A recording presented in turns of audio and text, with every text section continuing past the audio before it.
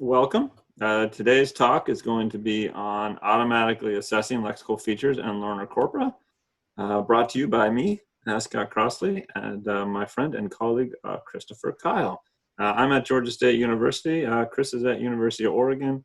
We're always taking on new PhD students and Fulbright scholars and visiting scholars. So if what we talk to you about today is of interest, please give us a contact, and perhaps we have some space to collaborate together. But we are not alone. We have a huge network of folks that we work with. And this is probably just a small sprinkling of them, but we wanted to give our thanks to Danielle McNamara at ASU, Cindy Berger, who is at Duolingo, Masaki Oguchi at University of Oregon, Scott Jarvis at U of U, University of Utah, Min Kyung Kim, who is no longer at Georgia State University. She's actually at Nagoya University in Japan. Katia Monteiro, who is just about to graduate. Fred Zinker at the University of Hawaii, Manoa. Mihai Dascălu at Polytechnic Bucharest. And Jun Choi at Georgia State University. Hopefully one day we can add you to this slide. That would be fantastic. So let's give a quick overview of what we're going to do today. We're going to talk about what you should have already downloaded and what you will hopefully continuously download. We're going to give a quick overview of our main topic of discussion, which is going to be natural language processing, or acronymed NLP. We're going to talk a little bit about how NLP can help with studies that focus on second language acquisition, specifically how NLP can help with learner corpus research and learner corpora. We're going to focus mostly on lexical sophistication today. That lexical sophistication is going to involve both sophistication and lexical diversity. And then we're going to give you a tutorial on two tools that Kris and I have developed called 𝗬𝗄𝗃 and 𝗬𝗏. The first one, 𝗬𝗄𝗃, automatically computes features for lexical sophistication, whereas 𝗬𝗏 automatically computes features related to lexical diversity. We're going to be giving you an introduction to the data set that we'll be using.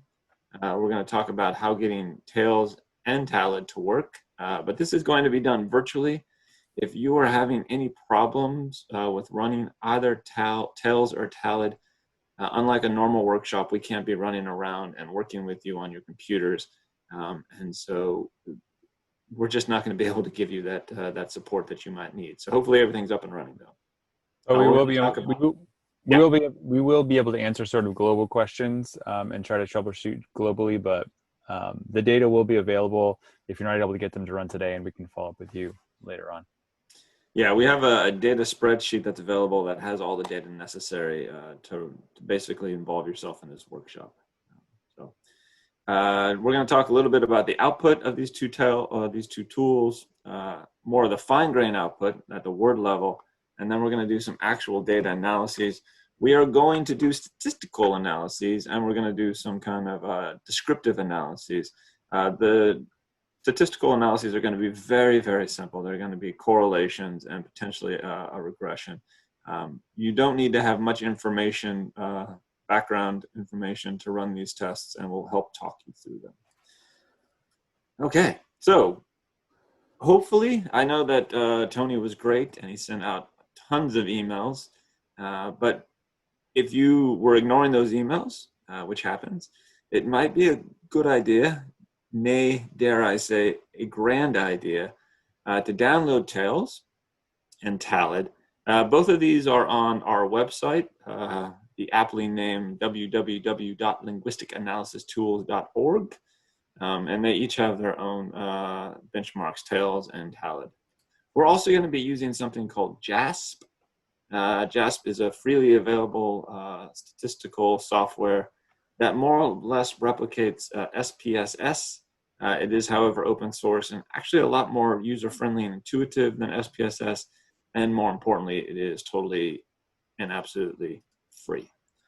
So if you haven't done this already, please get 𝗬𝗄𝗃 working on your computer, get 𝗬𝗏 working on your computer, get JASP working on your computer. Because I'm just going to ramble on for about an hour and this would be a good time to be doing some secondary work as well. We also have a data set that was available. We don't actually have that listed here, but if you go back, you can find the instructions that Tony sent out, and they're on Kris's GitHub page. And we have a specific GitHub page developed directly for this workshop. All right, let's talk about this workshop, and let's talk about why it should be of interest. And you'll note here, the first thing that I put is data, data, data, data, data. We are in an era of data, and it's often called the era of big data.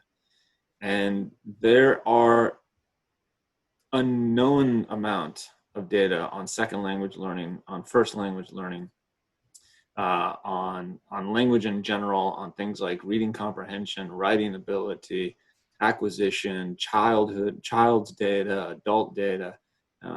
But this data comes in forms that are much too large and much too dense and much too composite to analyze by hand.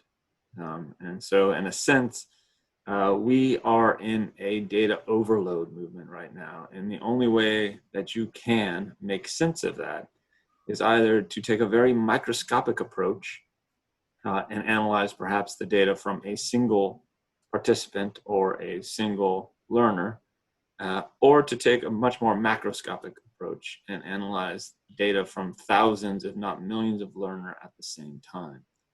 How do we do that, of course? Let me give you a couple examples that you might be familiar with, you may not be familiar with. The first is the TOEFL 11 corpus. This is 12,000 essays written by speakers of 11 non-English native languages. This is a good corpus to potentially look at differences in writing ability. The explicit purpose of this corpus is to examine how you can predict the first language of second language speakers of English. So specifically, are there differences in production between, let's say, German writers and Filipino writers? Or are there differences in production between Chinese writers whose native language is Chinese and they're writing in English, and Spanish writers whose first language is Spanish and they're writing in English?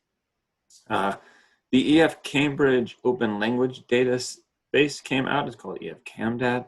This is over 83 million words from 1 million assignments that were written by about 175,000 learners.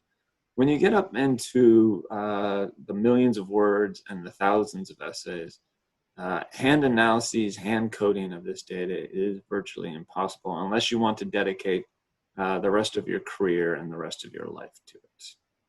So then the big question becomes, how do we measure linguistic features? How do we measure elements of language, specifically elements of language related to things like complexity and fluency and accuracy in such large corpora? If you can't do it by hand, then you're going to have to do it somehow else. And you don't want to do it by hand because hand judgments, hand annotations are extremely time consuming. They can also be very subjective. So what might be a present participle to you might just be the present tense to somebody else. What you might think of as a verb, somebody else might think of as a noun. And humans, sadly, are prone to mistakes. Inter-rater reliability is often high with hand judgments of data, but by high we mean something like 90–95% accuracy, which means we're losing 5 to 10% accuracy. So while human judgments might be appropriate for small data sets, I think the norm is going to become much larger and larger data sets as time progresses. And in this sense, what's the answer? Well, of course, we're going to tell you that the answer is going to be computational linguistics or natural language processing. You'll probably hear me refer in this workshop to both of these. And I want to give you a real quick overview of the differences. I mean, they're mostly used interchangeably, but computational linguistics is basically the science to find new knowledge using computers, right? And that's developing and using computer programs to understand the capacity for humans to produce and process knowledge. I always like to think that natural language processing is more like engineering solutions to problems. And so that's what we're going to talk about today. And that's what Kris and I have spent most of our careers on. And the problem that we're very much interested in, one of them specifically, is understanding second language acquisition or understanding child language acquisition. And that's a problem that we have. That's a problem that the field of applied linguistics wants to solve, amongst thousands of other problems that you can also apply natural language processing to. But in the process of solving these problems, we like to engineer or build useful tools, right? And these tools are the tools that you'll find on our website, amongst a number of other tools that I'll get to in a second. One problem with these tools is that they only produced numbers, pure numbers, which makes them virtually impossible to interpret unless you can use statistical methods to make sure that those numbers are reliably and validly explained and understood in the process of devoting yourself to answering whatever research questions you have. What's great about these tools in natural language processing in general is that the tools are fast, they're powerful, and they're relatively easy to use. And Kris and I have also made our career out of trying to develop tools that are freely available, user-friendly, generally don't break down, and produce usable input. And I think there's a revolution that we're starting to see come about where a lot of other similar tools are being produced, and a lot of researchers that may not be computer scientists at heart are starting to adapt these tools to their own research. And in a sense, this is going to more or less open what could be considered a relatively obscure approach to studying language or other social phenomenon to non-specialists. And that's our goal, and that's one reason that we agreed to give this workshop, because we want to spread the gospel, if you might. So, why NLP? Some of you might think, and others would agree, that NLP seems complicated. It is. It absolutely is. And it also might seem inaccessible to many researchers. And in the past, that has been true. In the past, there was kind of a gatekeeping mechanism where only those that had the computer prowess and the computer skills to kind of develop their own computer programs to assess texts were the ones that had access to those tools. They didn't release them. And it made for many a career, but I'm not sure, and we're not sure, that it really moved the field forward. And we want to try to approach this and make sure that while natural language processing is complicated, it doesn't need to be inaccessible to many researchers. And there is a lot of simple natural language processing that can be done that is extremely powerful, right? Most analyses of texts or most analyses of language can be enhanced incredibly by just counting the number of words that a student or a speaker produces. This would be considered an easy proxy for fluency in many tasks. So if you were going to examine speech production or speech proficiency, being able to count the number of words that a student produces probably is going to correlate very, very highly with how proficient at using a language that person is thought to be, just because it's a proxy for fluency. If I were to hold up two texts in front of you, and these texts were basically texts written on an independent prompt, say, what is better, competition or cooperation? And all you could, and you were 10 feet away, and all you can see was the number of words on these texts. Most people would say that the texts that contain more words is going to be a higher quality text, because the production of those words are going to allow those writers to give more details, right? To allow more data to be given in, to produce more evidence, right? And generally, you would be correct. We have found that the length of a text in both looking at speaking proficiency and writing proficiency can explain 30 to 40% of the variance in human ratings, right? However, we can go beyond simple NLP now. So there are a lot of NLP tools that are currently available that are mostly free, and I say mostly free. Some of them have a small payment that's due on them. They're mostly user-friendly. You can be the judge of whether the tools that Kris and I have produced are user-friendly or not. They do not require a background in computer science. They all run off of hopefully what is considered kind of an intuitive graphic user interface. And importantly, they can provide information that's important about the language or the linguistic features found in a text. And that might include, and does include, things like the number of words. Here are a number of them that are currently available. There's more, of course. There is a multi-dimensional analysis tagger that's been put out. This replicates much of 𝗏𝗏's earlier work on putting together the multi-dimensional components that he developed. There's a tool called 𝗀𝗵𝗁 that I worked on at a very young age that is available online. It will only do one text at a time, which is a bit of a downer. There's also 𝗀𝗏, which is linguistic inquiry and word count. This has been used in the past to look at sentiment and sentiment analysis. There's a small fee that is attributed to it. I think it was $100 the last time I looked. Our colleague 𝗵𝗏 𝗟𝗏𝗀𝗀 has been developing something called ReaderBench, which is freely available, and it does text processing online. The great thing about ReaderBench and what makes it better than many of the tools that Kris and I developed is that it's multilingual. And I think currently it looks at English, it looks at French, it looks at Dutch, it looks at German, and it looks at Romanian because 𝗵𝗏 is Romanian. Not all of the features are available in ReaderBench that are available in the tools that Kris and I developed.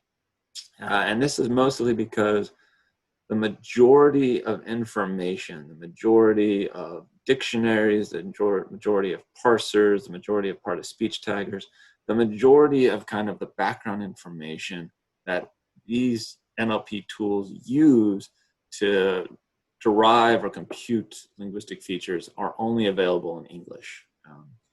And so that is one reason that a lot of multilingual tools aren't as robust, I would say, as some of the English tools.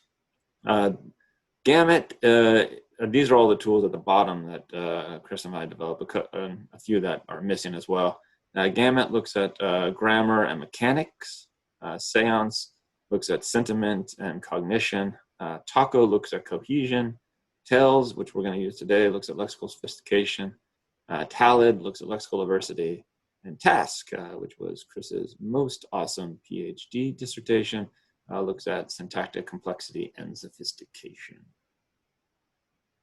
All right, now we have these tools. What do we use them on? If it was, 15, 20 years ago, your choices would have been rather limited. When I first started using NLP tools to look at second language acquisition, I made a killing off of a single corpus, a longitudinal corpus, with my colleague Tom Salisbury at Washington State University. And this was a corpus that he collected at his dissertation at the University of Indiana. And it consisted of 99 texts that were collected over the course of a year from 6 different learners. That's not much, but at the time it was very impressive.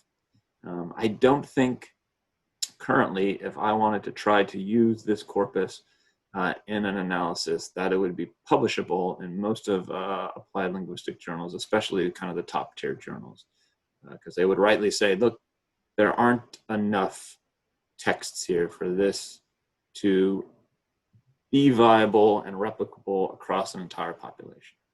But things have changed in the last 15 or 20 years. And now there's a lot of learner corpus research out there and a lot of learner corpora that are being developed and freely given out and available for use. So let's talk a little bit about second language acquisition and learner corpus research, because that's what we're going to be talking about today. The data that we're going to be using later is from the 𝗀𝗏𝗃 corpus. We're specifically going to be looking at writing samples from 500 different second language learners from Asian countries, and we're going to be predicting their vocabulary size scores. And we might also look at their �ph𝗏 scores. But second language research, second language acquisition and learner corpora research are both related because they're very much interested in linguistic development. However, they are distinct. I know that many of you on this workshop are probably SLA specialists, and SLA grew out of educational psychology, among many other fields. And SLA generally has a focus on hypothesis testing through control studies, usually with typically small sample sizes, which make them less replicable because they don't really explain the variance in an entire population. But they're in tightly controlled settings, so experimental designs, behavioral designs, where you have control conditions, control and test conditions. Learner corpus research is growing out of corpus linguistics, and it tends, in the past, to use really large data sets with less control. So a good example of this would, and I just forgot the name of it, hopefully Kris can remind me, the International Journal of, Kris, what's the writing corpus that, quite common and popular? Magali and... International Journal of Learner Corpus Research. Is that what you mean? No, the actual corpus that I just forgot the name of. The one that's all the writing samples from college. 𝗂𝗏, thank you. 𝗂𝗏, yeah.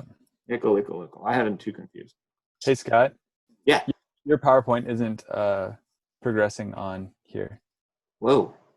Why not?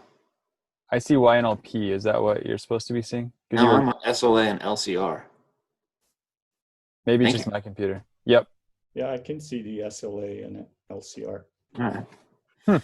My computer must be messed up. Sorry. All right. Well, see, we both messed up. Anyway, 𝗂𝗏. Let's talk about 𝗂𝗏. That was the International Corpus of Learner English. It was put together mostly by Sylvian Granger in Leuven in Belgium. And it was quite a large data set that looked at thousands of texts that were collected from various first languages. So they had a Spanish component, they had a German component, they had a test component for English. And in the early days, they've done a lot of work on 𝗂𝗏 now, but in the early days, they didn't have a lot of kind of background information on the writers. And one thing that was really missing at the time was language proficiency. So they basically say these texts have been completed or written by students that were at the intermediate level.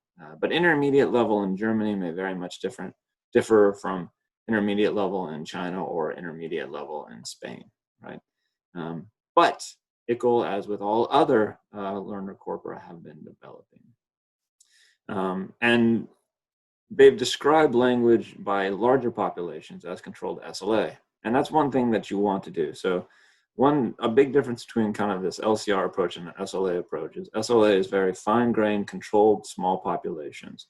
LCR is not nearly as controlled, and it's used on much larger populations. And there's a trade-off there, because in SLA, you can, by tightly controlling your kind of parameters for your behavioral experiments, you have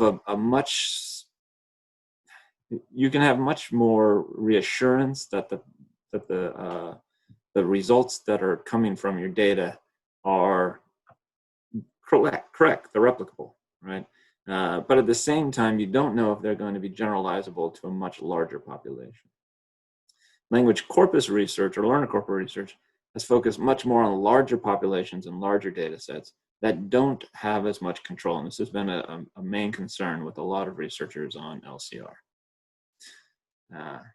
But as I mentioned, they are converging, right?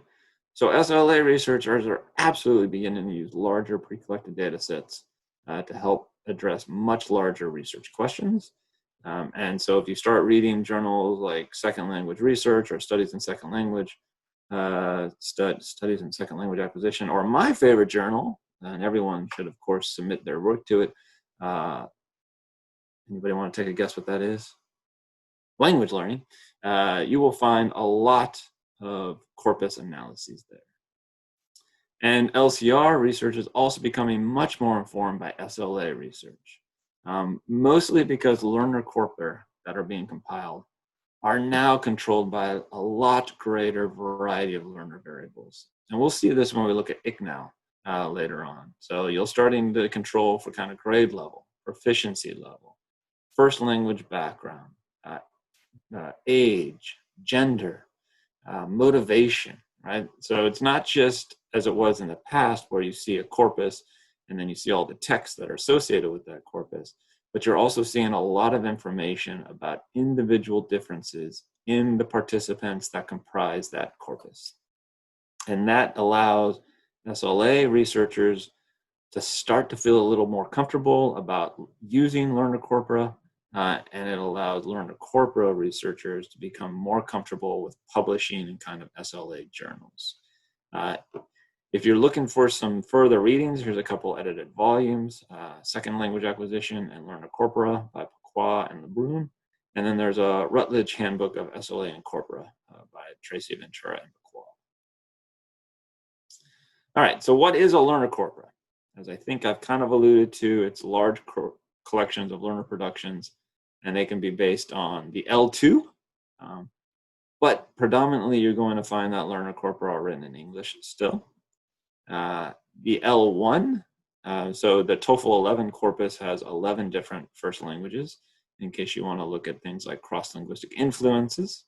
And then you controls for things like the mode. Is it spoken? Is it written? Is it online chats? Is it a collection of both? So the 𝗀𝗏 actually has both spoken and written data, but we're only going to be looking at the written data today. Is the data natural or is it structured? So is it free conversation? Are they prompt-based essays? Or is it something like in the TOEFL test where you have some sources that you have to bring into the structure? So you listen to a lecture and you read a paper and then you speak about that or you write about that. Or are they monologues? Are they longitudinal or are they cross-sectional? Longitudinal, of course, is over time. So are we collecting data from language learners over the course of a year where we're sampling and collecting data from them once every 2 weeks or once every month? Or are they cross-sectional where we can also look at development, but the way we look at development is by making associations between the learner corpora and the text themselves and the level of those, of the participants. So in a cross-sectional corpus, you might have, 33% of the participants are beginning level, 33% are intermediate, and 33% are advanced. And then you can kind of make assumptions about differences based on linguistic features between those levels. And then, of course, all the available metadata that's there. So for second language acquisition, age of onset is huge, age of exposure, time studying. The biggest one here is obviously going to be proficiency scores. There is a website, it's a CECL website. It has an excellent and fairly up-to-date list of available learner corpora. Check it out. It's at Louvain as well. I think it's safe to say that Louvain is kind of taking the lead in learner corpus research. They have a lot of great researchers there. They're home to the learner corpora journal, and they've produced all of this information to share with the community. And for the majority of these corpora are also freely available and shareable. So get out there, take a look at it. If you yourself have a corpus that you've been working on, feel free to share it with them and feel free to share it with the community. A long time ago, a mentor of mine told me that corpora are like postage stamps. They're a lot of fun to collect. So let's make as many corpora available so we can all start collecting them. All right, so how do we analyze linguistic complexity in learner corpora? They, as I mentioned early on, are pretty unwieldy without automatic analysis techniques. The reason for that is simply their size. With thousands of texts, even hundreds of texts, it becomes nearly impossible to analyze the data linguistically without using some type of automated analysis. And so that means most learner corpus researcher is confined by automated analysis techniques. And luckily, we have made a lot of advancements in the last 10 years. So we have pretty advanced part-of-speech tagging that's available that will tell you, function words, content words, adverbs, verbs, etc.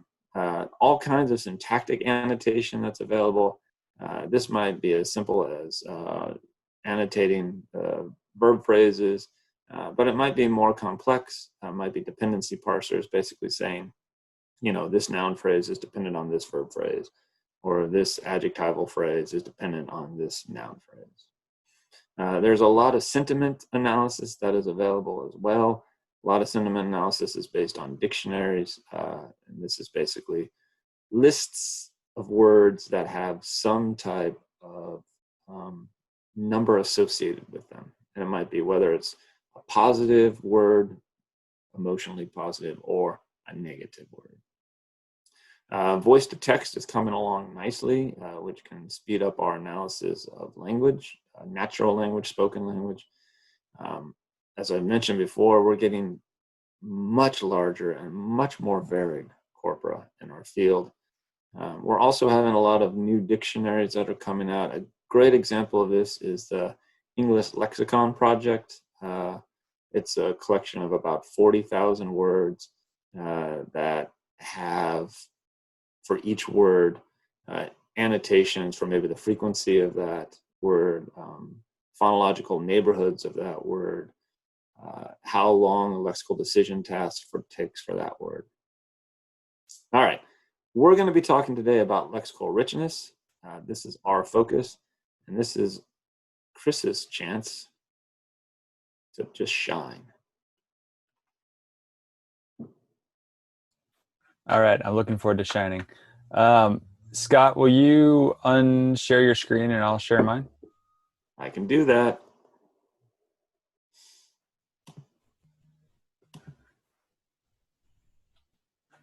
It is stopped.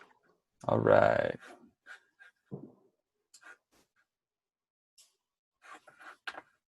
Oh, and thanks for sharing everything in the chat while I was talking, Kris. That was great. I had no idea that you were doing it, but now I see that you were. Thank you.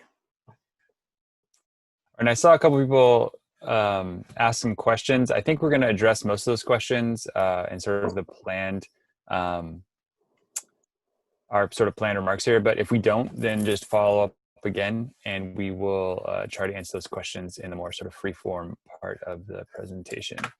So bear with me for just a second while I get this set up.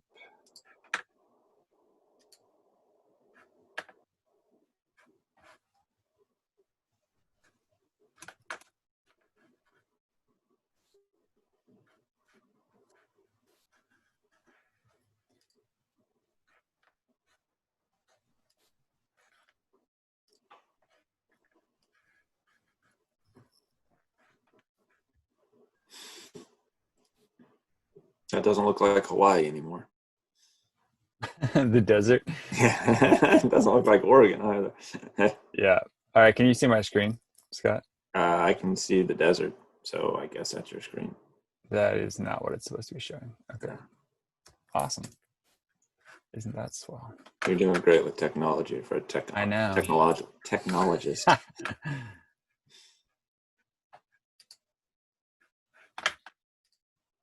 We'll get it. We'll get it.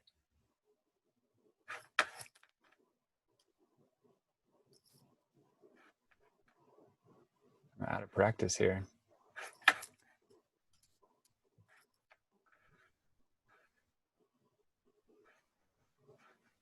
Oh my goodness gracious. You want me to go back to my screen and I'll just move you forward? No. I will get this. I will get it. If at first you don't succeed, make everybody wait. Also blame Tony. Yeah, Tony, gosh. Oh, here we go. All right. I made so many of these videos before. All right, here we go. Can you see my screen now? It's beginning to come up. It says it started the screen sharing. Yeah. But it still says double click to enter full screen mode. People are laughing at you on the chat. I know, they should be laughing at me. Wait, it's going. It's there. It's there. It's there. It's there. Tony, can you see it too? Yeah. Okay, awesome. All right, so hello everyone. We specialize in using technology to analyze learning language. Don't be too scared. So thanks to Scott for the background there in sort of an overview of what we do. Today we're going to talk about lexical richness specifically. So the tools that we've developed cover a wide range of linguistic features. And today we're just going to be talking about sort of a small subset of what we do here. And yeah, so we'll talk about lexical richness. Specifically, we'll be talking about a very small subset of the indices that 𝗏𝗏 and 𝗏𝗏 produce. Of course, they produce a whole bunch of indices, and someone asked in the question and answer section sort of how do we choose these indices?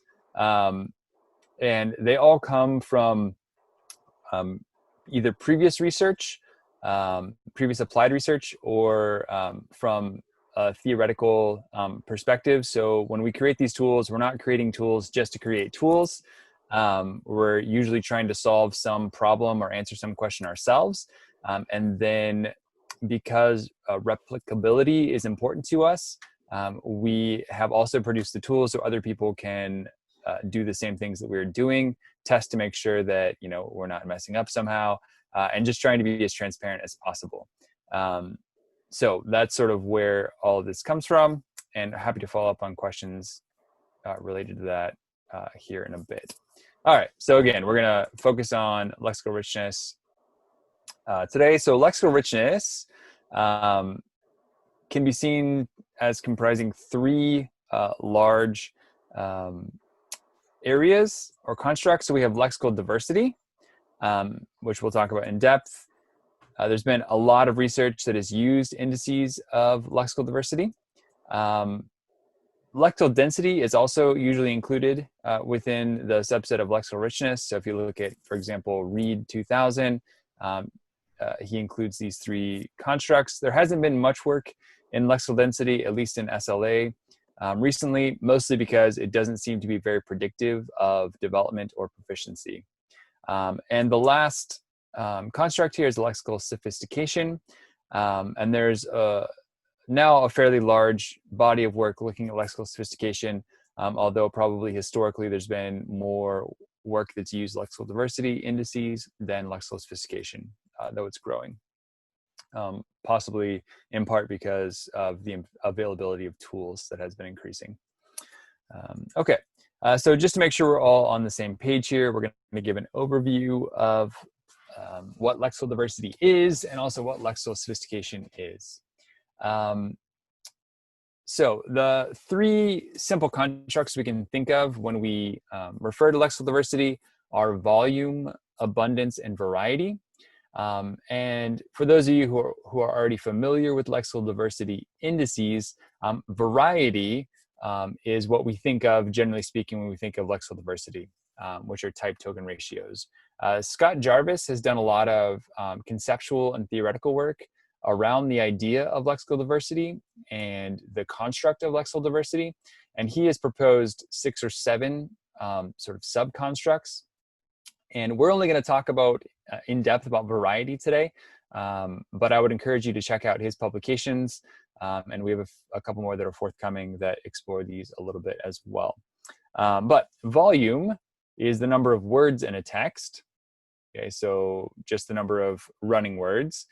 Abundance, according to Jarvis, refers to the total number of different types in a text. So this is the total number of unique words in a text. And variety is the amount of variation in lexical items in a text. So the simplest way, or at least the most well-known way of operationalizing lexical diversity, or specifically variety, is the type token ratio. And so this is calculated as the number of types divided by the number of tokens. So although TTR is well known, it also has some well-known weaknesses, and namely The problem is that TTR and actually many other indices of lexical variety are sensitive to text length. With the case of TTR, if we have longer texts, we get lower scores, lower TTR scores, because words are repeated. So if you have, X number of words, you're going to be introducing new ideas, but at some point you're going to keep talking about the same ideas over and over again. And you're going to be repeating the same function words over and over again, like the and and the verb to be, for example. And so as your text gets longer, you're not introducing new words as often anymore. So those scores go down. The relationship is actually opposite depending on the transformation that's used. So if you're familiar with these indices, a lot of people use 𝗬𝗏𝗄's index, which actually flips that relationship, but it's still related to and correlated with text length, even when parallel sampling is used. So this is problematic if we're comparing L2 texts, because if we have a particular task, some learners are going to write, let's see, for Toefl independent essays, the average length is about 300 words. So some individuals might write fewer words, maybe 200. Other individuals might write 400 words. And if we want to compare the lexical diversity between those two texts, we want to make sure we're not just measuring that text length. We want to make sure we're actually measuring the diversity of lexical items. That presumably is giving us some idea of how large their mental lexicon is. So there are, again, a bunch of transformations of TTR that have been proposed. Most of them are not stable for text length. And just a little shameless plug, a PhD student and I will soon have a paper coming out that compare a whole bunch of TTR indices, and they use actually a larger subset of the corpus we're using today. And basically we find that all indices of lexical diversity, except for the ones that are listed here, are strongly affected by text length. So these three here that are included, D, and there's a couple of variations of D. One is 𝗲𝗂𝗃 that's available in CLAN and also in Cometrics, and then HDD, which is available in 𝗬𝗏, are pretty resistant to text length. Also moving average TTR, which takes a window. So let's say we take 50 words and we get the TTR, and then we get the next 50 words starting at word 2. So we get 1 through 50, then 2 through 51, then 3 through 52, and so on. And we average all those TTRs. That's really resistant to text length. And then also MTLD, that was developed by McCarthy and Jarvis, is also pretty resistant to text length. And so we'll look at those three indices of lexical diversity today. Okay, so as a reminder, just to make sure we drill this point home, and I'm doing this because every time I go to a conference, I go to presentations that where people are using lexical diversity and lexical sophistication. And without fail, 90% of the presentations I go to, people are using 𝗬𝗏𝗄's index for lexical diversity, which again is not independent of text length. So I strongly discourage you from using that one, even though it has been in older publications, it's seen as, it corrects for text length effects, but in practice it doesn't. So remember, most indices of lexical diversity are not stable against or across different texts of different lengths. And also, we're only going to talk about variety today, but variety is only one measure of lexical diversity. And if you're interested in this kind of research, then check out work by Jarvis here. And there's a couple of those citations.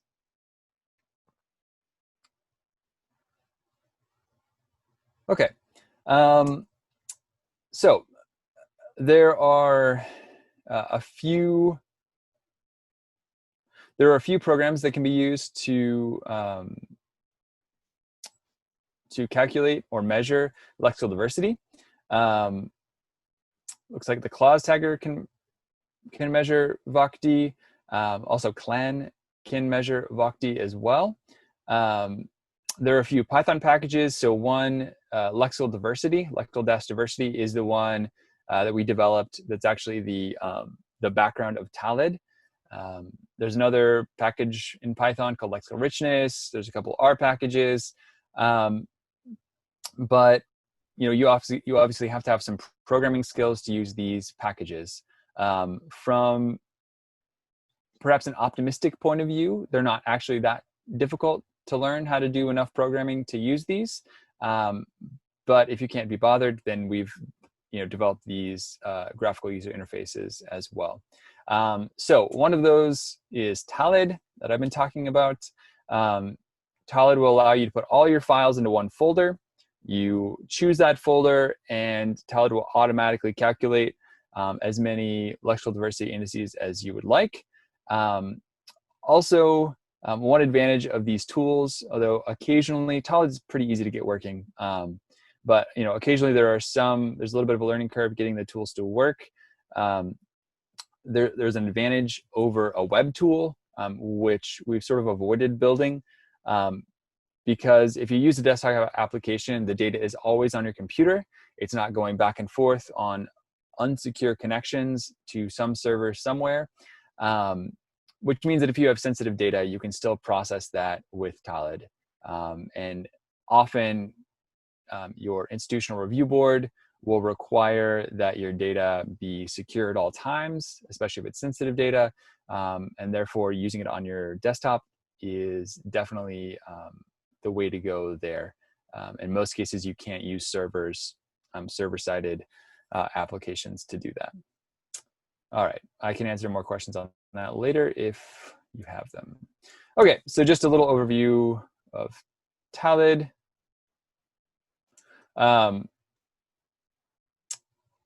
So 𝗨𝗏 will provide a whole bunch of different indices of both abundance, volume, and variety. And these can be constrained for content words or function words or all words. So content words are nouns, lexical verbs, adjectives, and then adverbs of manner. And then function words are all other words. And so you can constrain these for just function words or just content words. Most previous research has looked at all words, and it also processes these using lemmas. So you're not looking at the individual words. If you have the verb to be, if it's was, is, were, then all of those are counted as one word. Okay, this is what 𝗨𝗏 looks like. I think the previous slide had the wrong version on there, but this is what 𝗨𝗏 looks like. So you can select any of the options here, and that will filter your output. So you would select here to get your folder, and we'll walk through this here in a little bit. If you want to get all of the types, a list of all the types and all the tokens, you can click here, and you'll get one new text file for every input text. You'll get a text file that just has all of the types and all the tokens, and also have all the content word types and all the content word tokens, and same thing for function words. And then you can choose your name for your output spreadsheet, which will be it'll be a CSV, a comma separated values spreadsheet, which can be opened by pretty much any spreadsheet software, including Excel. And then click the process text button, and that should run all of them. Note that your text should be in UTF format, so they need to be plain text files. If there are weird characters, it will affect your output. But if you look at the individual item output, you'll see that there were problems if you don't use, if there are non-UTF characters in there. It's usually not a problem. Sometimes when students or test takers or whomever wrote your text, sometimes there'll be maybe there'll be some Chinese characters that aren't UTF-8 or something else. You'll just see some weirdness, but we can talk about that later as it comes up. Okay, so this is what 𝗨𝗏 does. So you take a set of plain text files that are stored in one folder. These files are copied into 𝗨𝗏, and are lemmatized and part of speech tagged. We calculate indices of lexical diversity. An average index score is calculated for all the words, consonant words and function words, depending on the selections you make. And then Tablet outputs that CSV with scores for each text. And if desired, Tablet also outputs that individual item output, which I certainly suggest at least spot checking, clicking that button and then spot checking to make sure there isn't weirdness going on. Okay, let's talk briefly about lexical sophistication. I love lexical sophistication. That makes me weird, but nonetheless, I love it. So lexical sophistication refers to the relative difficulty of learning and therefore using a word. And it also seems to be related to perceptions of word sophistication. So when raters are reading an essay, there's some features about words that make the rater say, oh, this person really knows their words, right? This person is really proficient. And so these two are related for sure. If we think about raters, which are not always L1 speakers, but are usually either L1 speakers or advanced L2 speakers, their learning processes are not the same as L2 learners, but may be related, although we've seen some divergences. But anyways, the idea is that lexical sophistication refers to the difficulty of the word, and this refers to difficulty of learning. Traditionally, this has been measured just as frequency. So more frequent words are easier to learn and are more likely to be learned than less frequent words. But we have found a wide range of features that affect the sophistication of a word or the difficulty of learning a word. And there's a wide range of research, both in applied linguistics and also in psychology, that I would encourage you to check out. If you read one of our papers, maybe particularly Crosley and 𝗏𝗏 2018, there's a lot of references there to check out. Okay, so the hypothesis with lexical sophistication is that more proficient language users on average will use more sophisticated words. Of course, we are going to use words that are not sophisticated as well, but in addition to the frequent words that are the building blocks of language, more proficient users will also, given the same task, use more sophisticated words. What characteristics make particular words easier or more difficult to learn? Now, of course, we talked about frequency, and it's the most commonly used index of sophistication. If you look back at work by 𝗏𝗏 𝗟𝗏 and Paul Nation, and even earlier work where the number of letters in a word was used as a proxy for frequency, we see that frequency matters, and that more frequent words are easier to learn. So beginning language learners will learn and therefore use words that are more frequent in their input. And as they gain language exposure, they also learn and use less frequent words in addition to those more frequent ones, right? So we always use super frequent words, but as our vocabulary gets larger and as we have more exposure to language input, then we also use these less frequent words, right? Like words like sophisticated. Historically, this has been calculated using frequency bands. So this is what 𝗟𝗏 and Nation and sort of Nationites have done, using things like vocab profile and range. And in this case, more advanced language users will produce a higher percentage of words at lower frequency bands. So if we think about the 1K words and the 2K words, these are generally presumed to be known by, say, intermediate language learners, but as they become more proficient, they're going to be using a higher proportion of, let's say, 3K and 4K and 5K words, for example.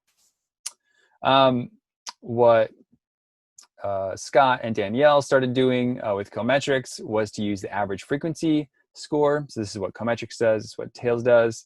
And in this case, more advanced language users will use lower frequency words on average. And this is the type of index that we'll be using.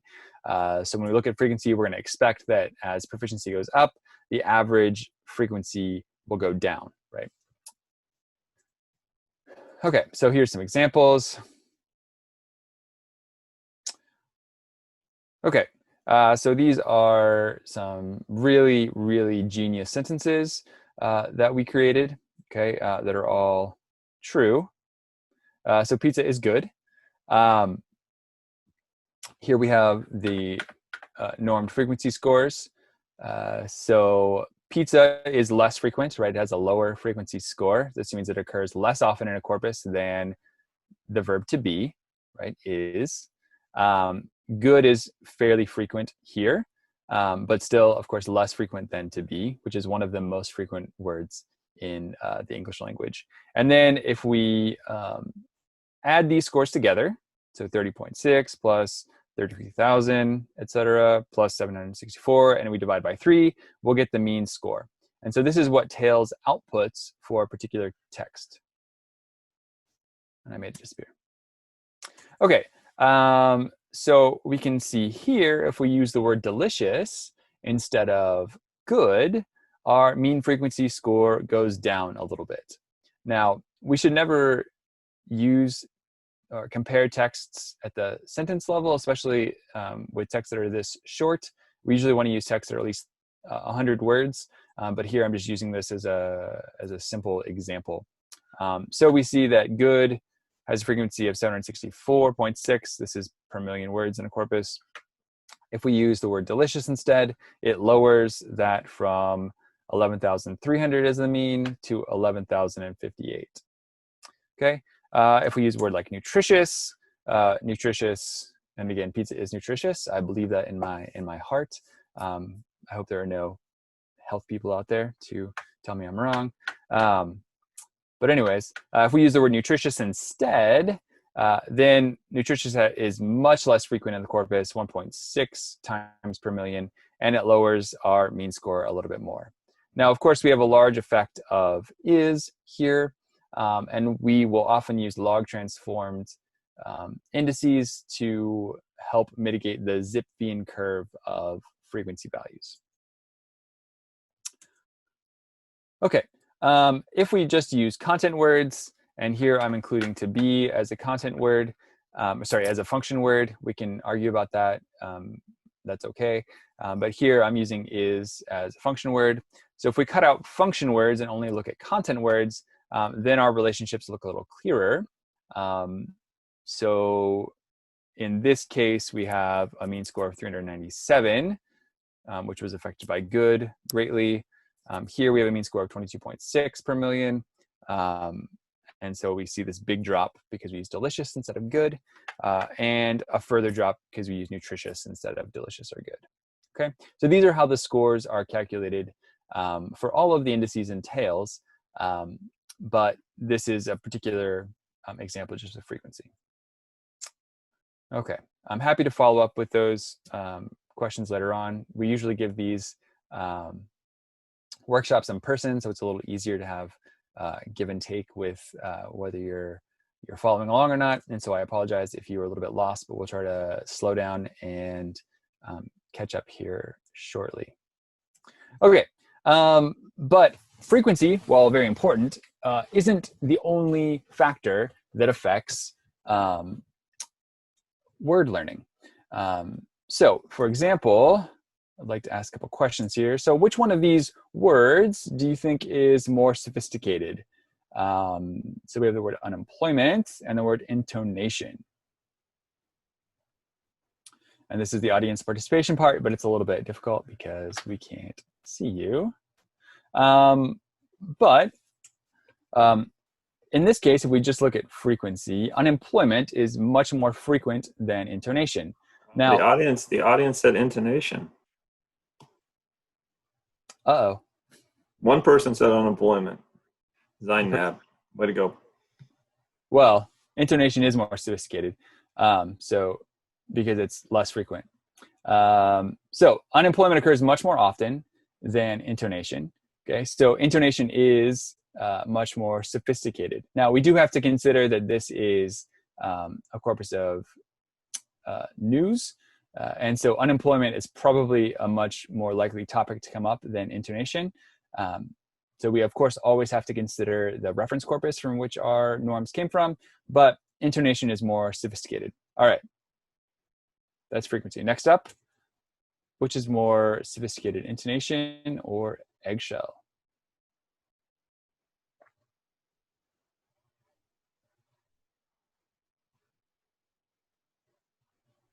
I'm getting a lot of eggshells out there. A lot of eggshells. Nope, then I'm getting some intonations, but it does look like eggshells winning. Okay. From a frequency perspective, these two are exactly the same. Okay, at least in the newspaper section of 𝗂𝗂𝗏, they occur about half a time per million words. However, if we look at the concreteness of the words, concreteness, or eggshell, is much more concrete, which means that we can sort of see it and touch it. Intonation is much less concrete. Now, research has shown that words that are more concrete are easier to learn than those that are less concrete. So in this case, intonation would be much more sophisticated than eggshell. And so these scores here for concreteness range from 0 to 5. These come from Mark 𝗏𝗏𝗏 et al.'s work, 2000, and it's in the Kyle et al. 2018 paper. But I can't remember the citation off the top of my head. But anyways, it's 𝗏𝗏𝗏 et al. Fairly recently came up with these norms. So even though the frequency is the same here, because eggshell is more concrete, it's easier to learn than intonation, and therefore is less sophisticated than intonation. All right, what about these, beginning and coalition? Which one is more sophisticated?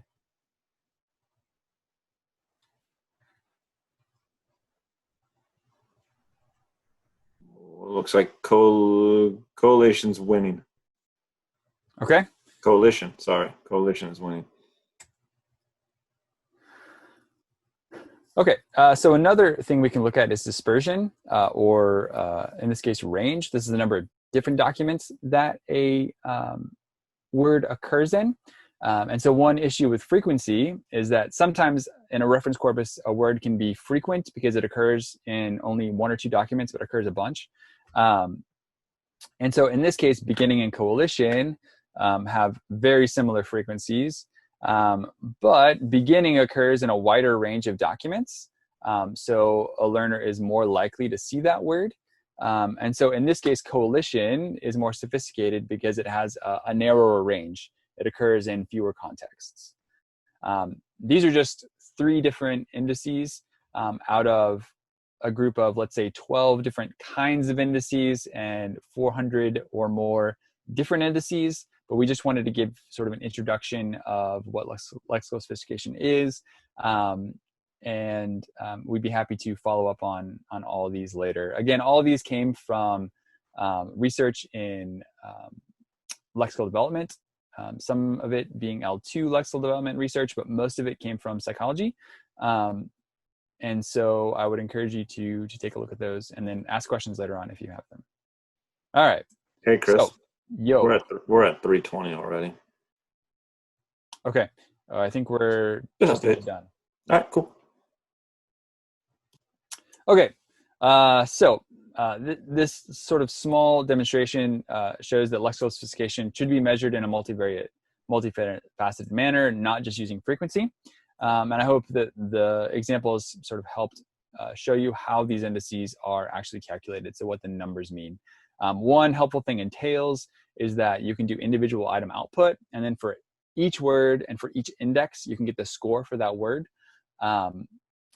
And so that helps you sort of take this aggregate mean score, which, you know, in comparison means something, but you can't necessarily see what is making the sophistication values go up or down.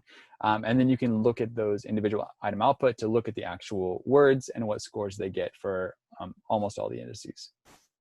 Okay, and here's some citations.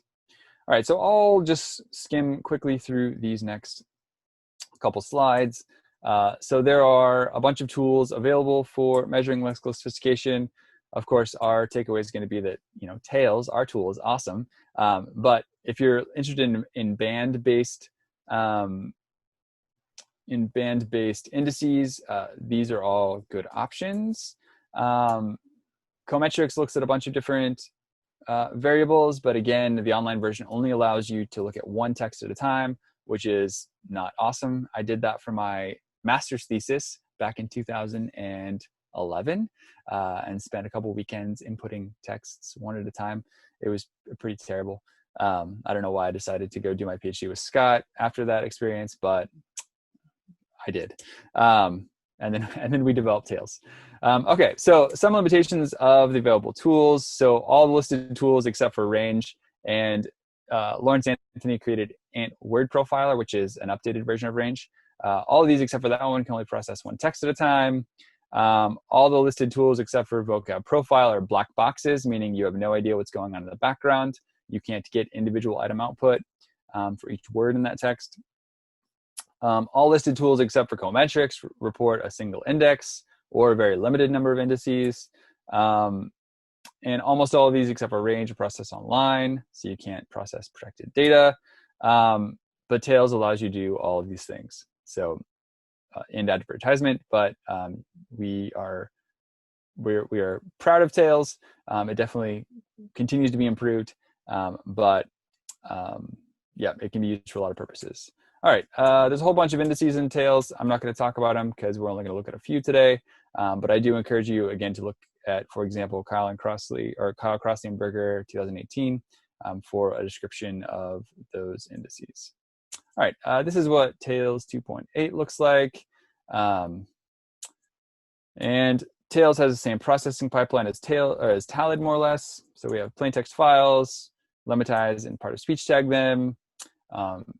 Each word is assigned an index score like frequency. An average is created. We create a CSV spreadsheet, and you can get individual item output. All right, Scott, you're up, right? Am I? Sure. When he says I'm up, what that really means is you're probably a little bit tired of hearing us talk. So we are going to take a 5-minute break. So on my time, it is 3:23 on East Coast. So if everyone just wants to take a short break for 5 minutes, we can reconvene. Tony, is that okay? I'm assuming Tony's going to say that's okay. Sure. Okay. All right, cool. So we'll just take a 5-minute break. Go get some coffee or whatever you need to do, and we'll be right back, okay? Thanks, everyone, for hanging in there. Kris and I are trying to answer questions in the Q&A the best we can.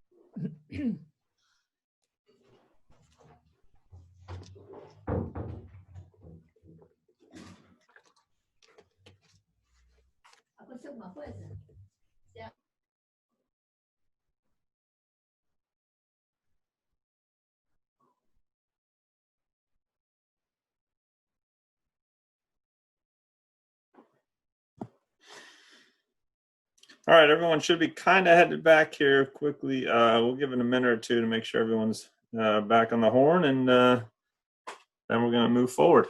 Thanks for being patient with us. Thanks for sticking it out, and we'll be finished here in about 40 minutes. But I think the first thing that's going to happen is that Kris is going to give a quick demonstration of how to use one of these tools. I would not suggest trying to follow along because he's going to be fast about it, but it'll give you a representation of how these tools work.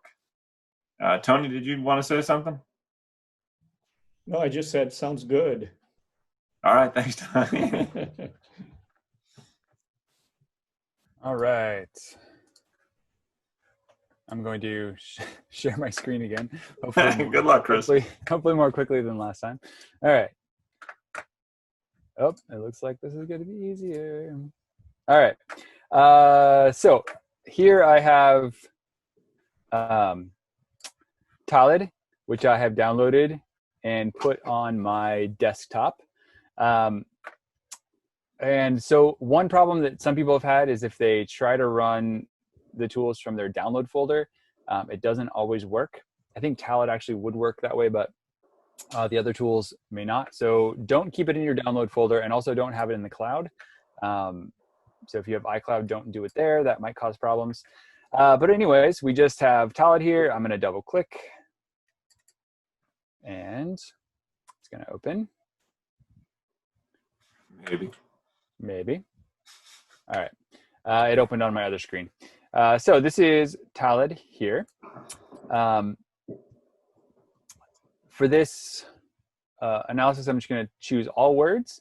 If I wanted to also get indices with content words and function words only, I could do those. But in this case, I'll just click on all words. We have a wide variety of commonly used indices available. So you can just do the simple TTR, you could do root TTR, etc. But again, simple TTR is bad, don't use it. Let's use matter, moving average TTR, HDD, which is a version of D, and MTLD. So I should get output for all words and those three indices.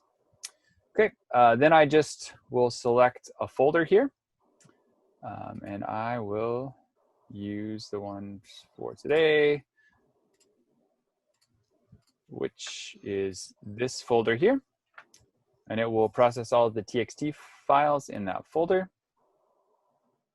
I will click here to get individual item output, which will allow me to get a separate folder, which has a version of all my texts with a list of all the types and all the tokens, which will allow you to see how the program, for example, lemmatized things and what it counted as different types. And will also allow you to figure out if anything weird is going on. Then I will choose an output file name. I'll put it on my desktop and call it something awesome. I'll save it, and then I will process text. So we're going to process 500 texts. I have a kind of fast computer, but it will do it pretty quickly. Looks like a little less than a minute or so.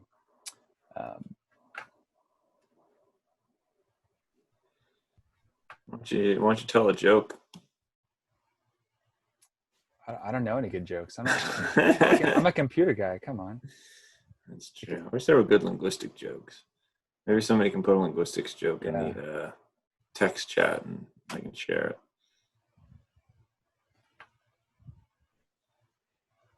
Or not. This is usually when I play Jeopardy music. A lot of Jeopardy music. This international audience may not understand the Jeopardy theme song. That's true. Okay, so after that amount of time, maybe around a minute, we processed 500 files, and I will have two things that come out. in my desktop where I saved it, I have a spreadsheet, which includes, open up my other screen, all of the file names here. And then in each row, we have some basic information. So the number of tokens, number of types, number of content tokens, number of content types, function tokens, function types. So these are just sort of the building blocks of the indices that are created. It also outputs lexical density for types and tokens. We can ignore these for now, but we have the indices we wanted. So we have matter, which is based on a 50-word window for all words, HGD 42 for all words, and MTD or MTLD original for all words. So this is our spreadsheet that we can get all of our data from. And there should be 500 texts here. It looks like there are 501 rows because we have a header. The other thing I'm just going to point out quickly, and again, Tails and Talid, almost all the tools function very similarly. This folder is called Something Awesome Diagnostic, so it's the same name as the output spreadsheet, and then it just has diagnostic appended to it. So these are all my texts that have been processed. So I have a list of all the tokens, and it shows whether they're function words or content words, as tagged by the part-of-speech tagger. This one's long. And then it should also have, there we go, the types. So these are up to here are all the different tokens, and then after here is all of the types. So if you wanted to see all of those, you could see how they're tagged, etc. And you know what? Maybe you will disagree with how, we tag, for example, content words. So there's some disagreement perhaps about how adverbs are tagged, whether they're tagged as content words or function words. And perhaps the NLP tool made some small errors, and so you could check those on here as well. All right, Scott, I will throw it back to you. All right, thanks so much. Again, we know that was a very quick overview of how to use the tools. We do have user manuals and kind of detailed index explainers on our website. Hopefully that will be enough to get you through. What we're going to try to do now in the next 30 minutes is move through a pretty simple analysis of this data. So I'm going to share my screen, and hopefully you're going to see. I'm just going to share my entire screen. That'll make it easier. And again, the purpose of what Scott's going to do is basically walk you through the initial analyses of how we might use this data. So some people in the question and answer things have seen, what do we do with all of these indices? How do we make sense out of these numbers? And we're going to Scott's going to show the beginning steps of how we might do that. Yeah, very beginning steps, because as we mentioned earlier, we have massive amounts of data. We have these learner corpora that are millions of words, and there's no way to subjectively analyze that by hands or with your eyes. And so we have to use these NLP tools that we've developed. The problem, of course, is, as you saw, all they report are numbers.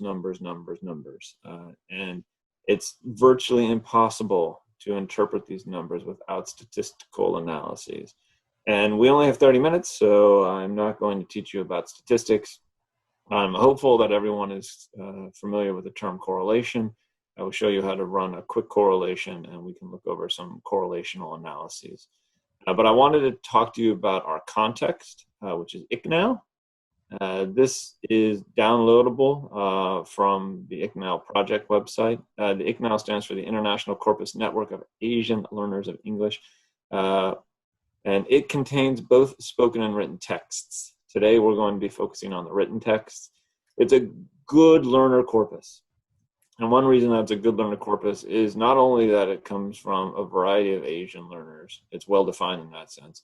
It includes both spoken and written text, but it also has a broad range of metadata. So for each learner, we know their nationality. They gave all the learners motivation surveys. So basically, are you integrated or that other type of motivation, which I just forgot. And then we know a bunch about their educational background. That's true. Oh, sorry, instrumental and integrated motivated. We know about their education background. In a lot of cases, we have their 𝗪 proficiency. Sometimes this is imputed from the vocabulary size test. So each one of these participants took a vocabulary size test score to basically measure how large their vocabulary is based on receptive vocabulary. So in this analysis, we're going to focus on written texts and the VST scores. Although if we get bored or we have extra time, which I'm not sure we will focus on some 𝗪 proficiency as well. All right, so all of the data is available on Kris's GitHub page. And the original 𝗥𝗏𝗟 is, it's like 8,000 texts, right, Kris? The original one is, I don't remember off the top of my head. I think it's around 8,000. And basically, but it's from 4,000 learners, and each learner, let's just say it's 8,000. Each learner wrote 2 essays, right? What we're looking at specifically are 500 L2 writers from the 𝗥𝗏𝗟. And we selected 500 of them because these were all of the participants that self-reported language proficiency scores. So these are self-reported TOEFL, TOEIC, or IELTS scores. So the other basically 3,000 or 3,500 did not self-report language proficiency scores. But we don't want to bother with them. Of course, there are problems with self-reporting for language proficiency scores because many people will report being a lot stronger in TOEFL than they actually are. But we're going to trust these participants at their word. All these texts also have vocabulary size scores. And to make it simple, because we don't want to deal with repeated measures or random effects, we took the 2 texts that the students wrote and we combined them into a single writing sample. And you can see at the bottom the 2 texts that they wrote about were on these 2 prompts. Do you agree or disagree with the following statement? It is important for college students to have a part-time job, and smoking should be banned from public spaces. The research question that we're going to attempt to answer is, what is the relationship between receptive vocabulary size and productive vocabulary use? The receptive vocabulary size is basically their VST score, their vocabulary size test score. Their productive vocabulary use is going to be linguistic features derived from the text they produced. So we're going to look at their actual writing. We're going to derive from that writing mean scores for things like frequency, or their use of academic words, or the concreteness of the words they use, or the word naming scores, or the lexical diversity. Hopefully everyone's super clear on that. I will repeat it again because it's critical. We're going to look for associations, specifically correlations, between VST scores and 𝗟𝗏𝗟 and 𝗏𝗏𝗏 scores taken or derived from their essays for vocabulary measures and lexical diversity measures. And we would assume that there is a positive relationship. We should assume that if you have a higher receptive vocabulary size, you're going to produce more infrequent words. If you have a higher receptive vocabulary size, you're going to produce less concrete words. If you have a higher receptive vocabulary size, you're going to have a greater diversity or variety of words. Everybody okay with that? Sure, everyone's nodding their head. Great. All right. There are some caveats here. We are just going to be hypothesis testing, right?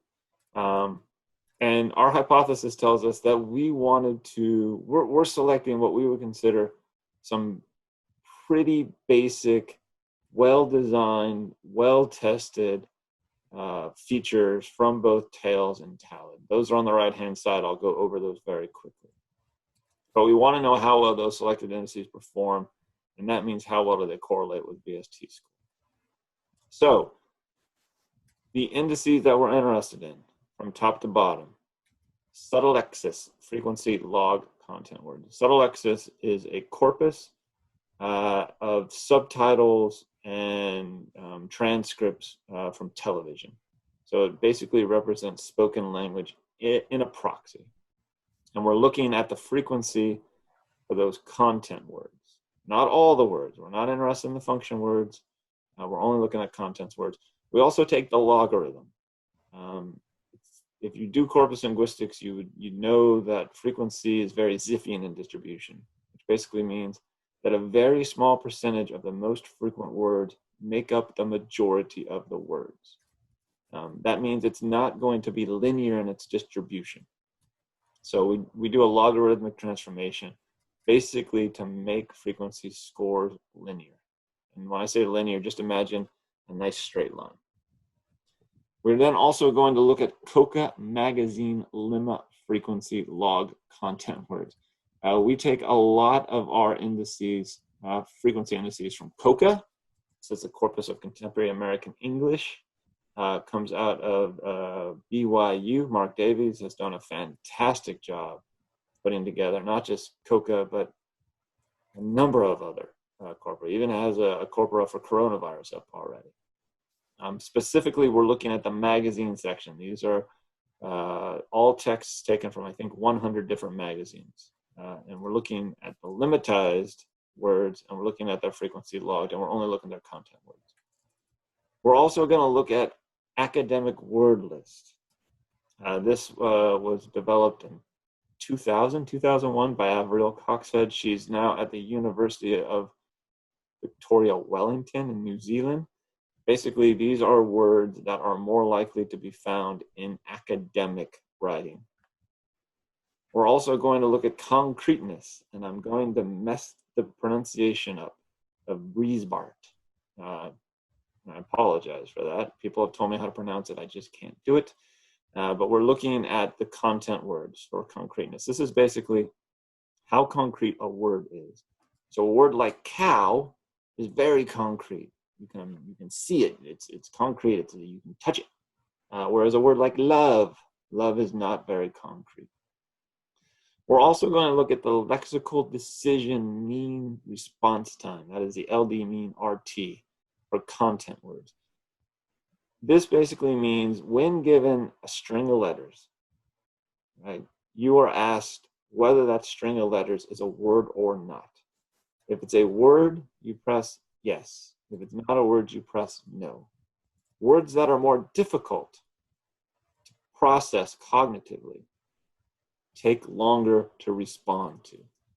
So a word like sophistication should have a longer response time for a person to respond to it as being a word than something like cow, which should have a much faster response time. We're going to look at 3 TTR measures. And these are all type token ratio measures that control for text length. Matter with 50-word window, HDD42, which is basically a proxy of D, which was created by Malvern and Richards, and then the measure of textual lexical diversity, which was created by McCarthy and published by McCarthy and Jarvis. All right, hopefully those all make sense. We're throwing in 3 lexical diversity measures to show you a problem with many of the features that come out of our tools, and that is the idea that many of them measure the same thing, and I'll show you how you can check for that and why it's important. Today we're going to focus on R values and graphics. An R value is basically an effect size. It's reported by Pearson's correlation. It basically says it's from a 0 to a 1. Actually, it's from -1 to 1. And it basically says how strong is the relationship between these two variables. As an example, as example, usually it's thought that a correlation of 1.1, so let me rephrase that, a correlation of 0.1 to 0.3 or -0.1 to -0.3 is thought of as a weak relationship. Weak, right? A correlation from 3 to 5, 0.3 to 0.5, or -0.3 to -0.5 is thought of as a moderate correlation. And any correlation that is above 0.5 or above -0.5 is thought of as a strong correlation. Now, these parameters are not set in stone, right? These parameters are not always agreed upon, but we're going to use those as our benchmarks.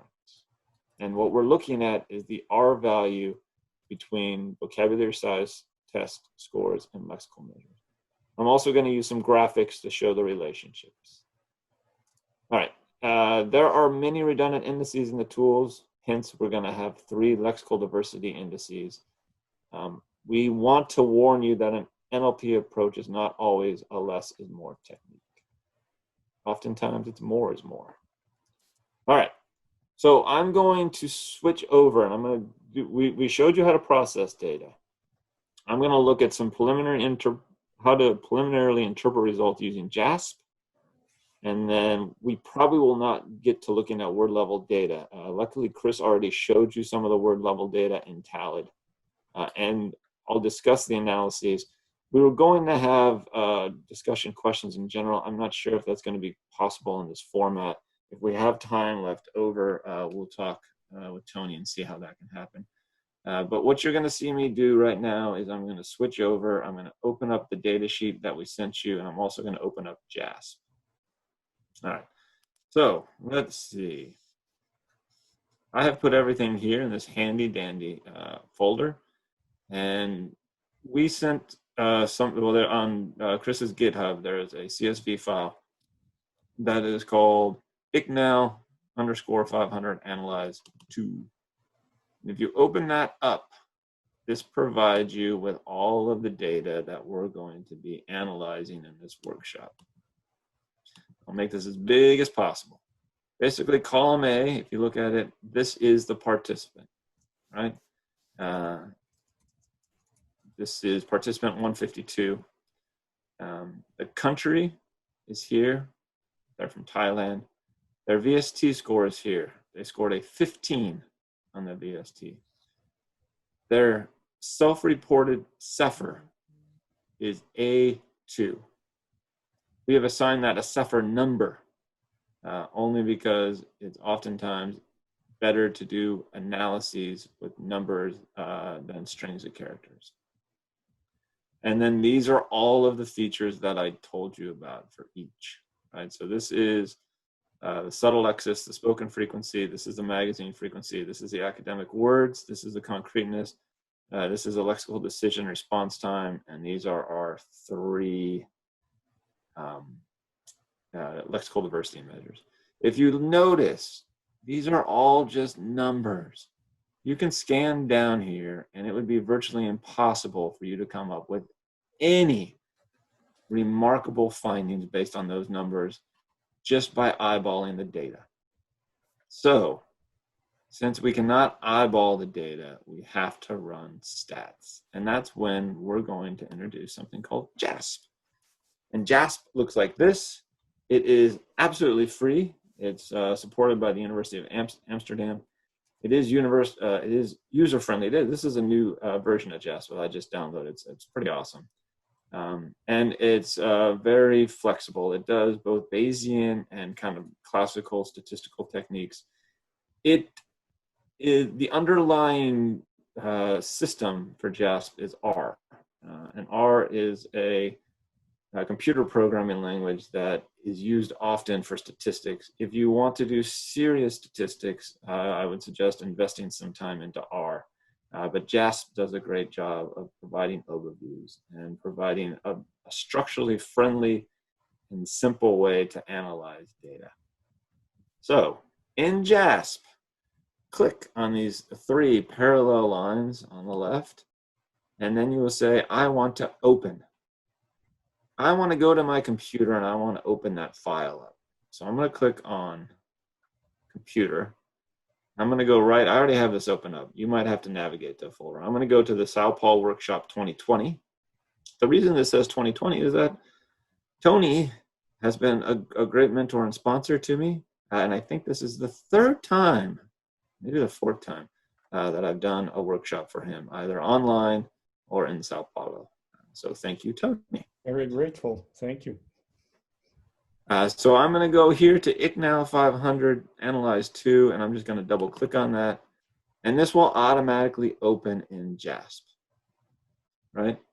And you can see all the data that we talked about before is now in a JASP format.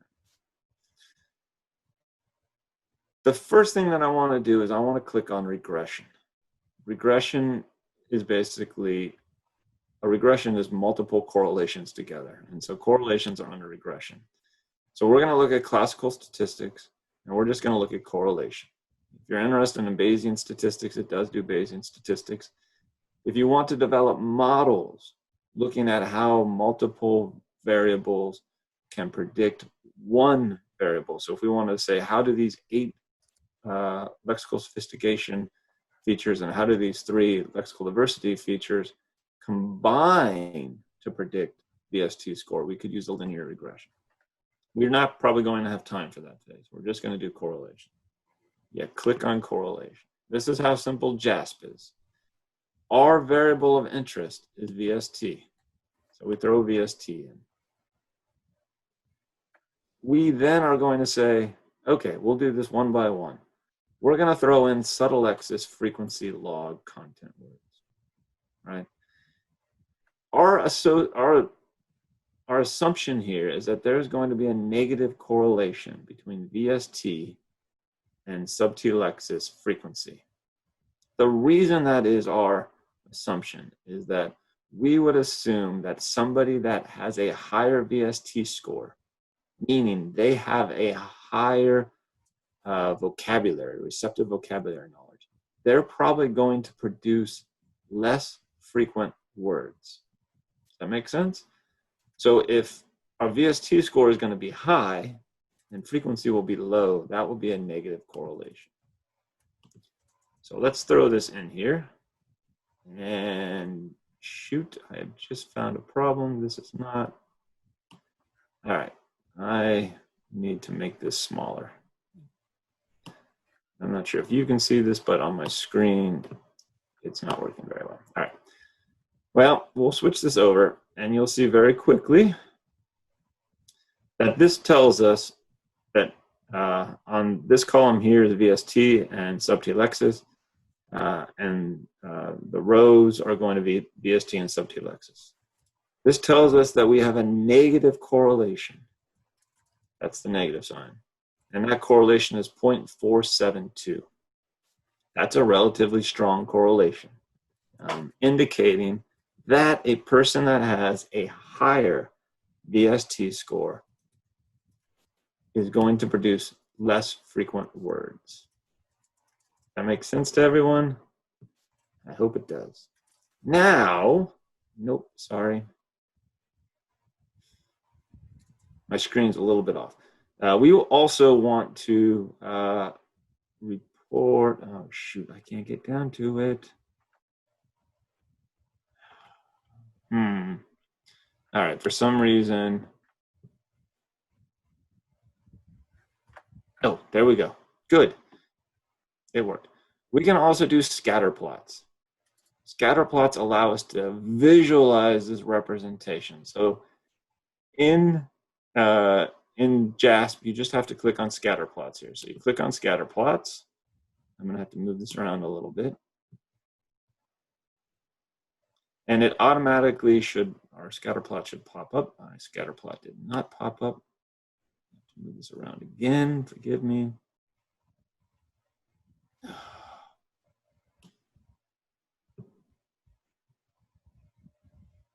Why did my scatter plot not show up? Scatter plot, that should have showed up.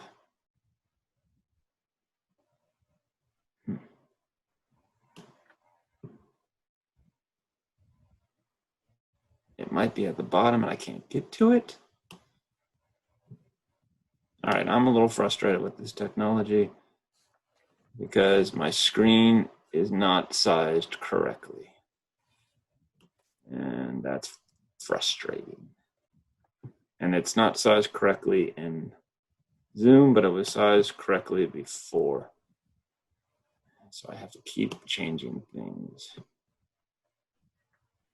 which is super annoying. All right. You can also, trust me, the scatter plots are great. You can also test for assumption checks. Assumptions checks basically say, is this variable normally distributed, right? And because we're just doing one, we can do a pairwise normality Shapiro, and hopefully this pulls up. Oh, that one pulled up. No. All right. Scott, someone's saying to click on the previous report. Previous report. It's down there. I just can't get to it. Where's previous report? I don't know. All right, I'm gonna remove this. I'm gonna remove this. I can't get down to it. Nope. Previous report. Well, if they can tell me how to get to previous report, that would be great. For now, I'm just gonna flounder. All right, but we have done one thing that we wanted to do. And one thing that we wanted to do is we have showed that there is a strong negative correlation between VST scores and subtelexis. Let's go back and let's just throw in all of these features. And we throw all of these features in. On the right-hand side, we should see the correlation for all of them. And well, they're all there. I don't know if I'm going to be able to get to them all because my screen is stinking. All right, here we go. What we're very much interested in is this column here that says VST, and this column here that says the variables. So this column here will show up our correlations, and it'll show us our p-value. Don't worry about the p-value right now. P-values basically are an effect of sample size and correlations and aren't terribly meaningful. But we can see that our subtelexis, as imagined, has a pretty high correlation with VST. We can also see that magazine, the 𝗂𝗲 magazine frequency, also has a strong correlation, -4.06. You'll note a difference. It seems, at least for now, that spoken data provides a stronger correlation than written data. This might be because the VST is based on spoken data. It might be that VST is a stronger predictor for L2 writers. It could be a number of things. We also see that our academic word list has an even stronger correlation than the frequency counts. But this one is a positive correlation. And all that means is that the more academic words that you include in your writing, the higher the correlation is with your VST. So the assumption would be that people that have a larger vocabulary are able to produce more academic words. We can go down again and we can look at concreteness. Concreteness is not as strong as a correlation, and it is negative. And the way that you interpret that is people that have high VST scores use words with lower concreteness. So they use less concrete words. We have our lexical diversity response times. This also has a pretty high correlation, and it's a positive correlation. And the way to interpret that is basically saying you will have a higher VST score if the words that you produce take longer to recognize as words in English. Again, you will have a higher vocabulary size test score if the words that you produce in your essays take longer for native speakers to recognize as real words in English. Excellent. And then, as you might expect for our lexical diversity measures, for our lexical diversity measures, we have correlations that are positive, and they're almost all the same. But that positive correlation indicates that you will have a higher VST score if you produce a greater variety of words. So if in your essay you use a greater variety of words, you're going to more than likely have a larger VST score. The one thing that I want to point out here, and the reason that we included 3 lexical diversity measures, is I want to show you the correlation between these lexical diversity measures. And to do that, hopefully, I can slide all the way to the right, and we know that it's going to be the last 3. I can slide all the way down to the right and kind of hear that, oh, you. I don't know who did that.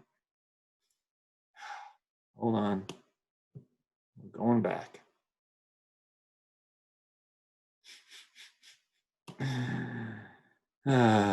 This is great. All right, here where it says 0.846, 0.906, 0.809. These are the correlations between the measures of lexical diversity.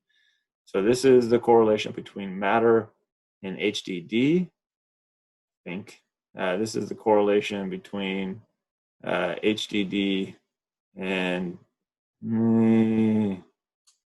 HDD and MTLD. Anyway, I can't see the top column. But as you can see, these are all highly correlated.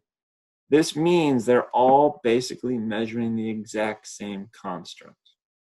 Because they're measuring the exact same construct, you should not include them in the analysis. You should only include one of these because it would be redundant to include all 3 of them. We might also want to look at the correlation between the spoken frequency and the written frequency. That would be here where subtelexis hits Coca magazine frequency. And note that that correlation is 0.925. It's very high. They're basically measuring the same construct. So you wouldn't want to use both of them. You would want to select one of them. All right, I hope that makes sense. Because I am a glutton for punishment, I'm going to remove these 3, and I'm going to try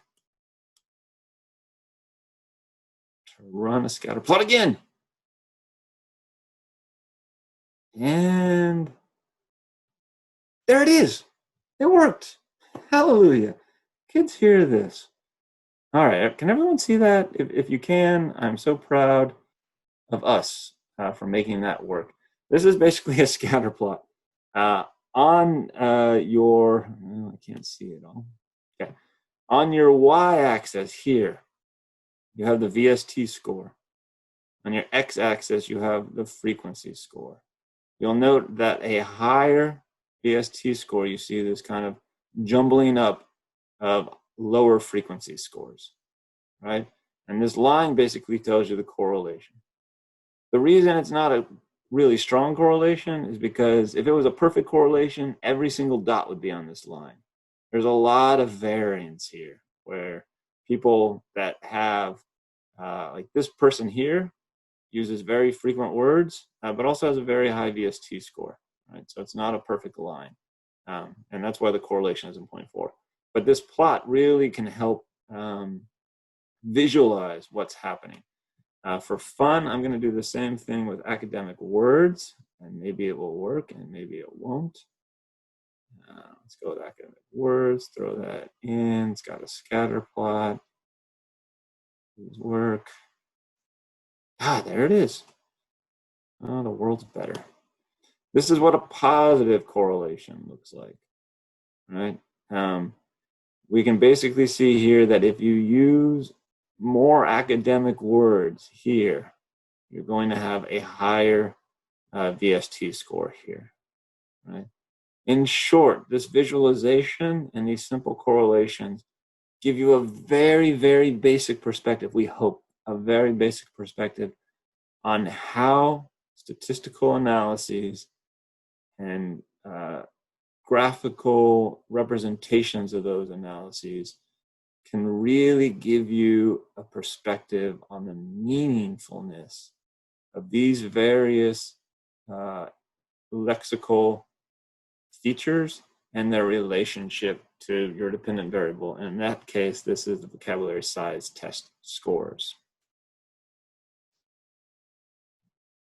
I hope there's no questions.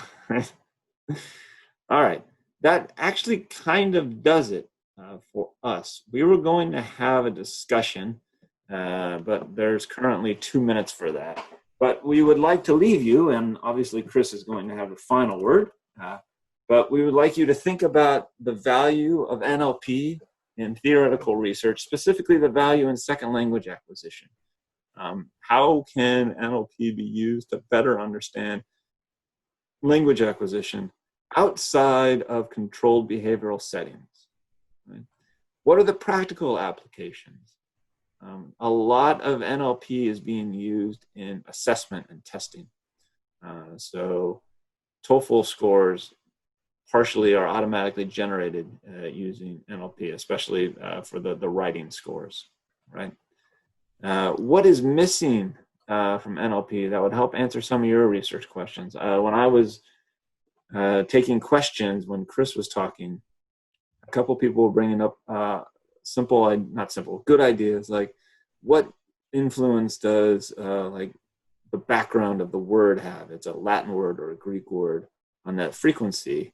And if your first language was Latin or Greek, would that influence how sophisticated the words would be that you would produce in your second language, if that second language is English?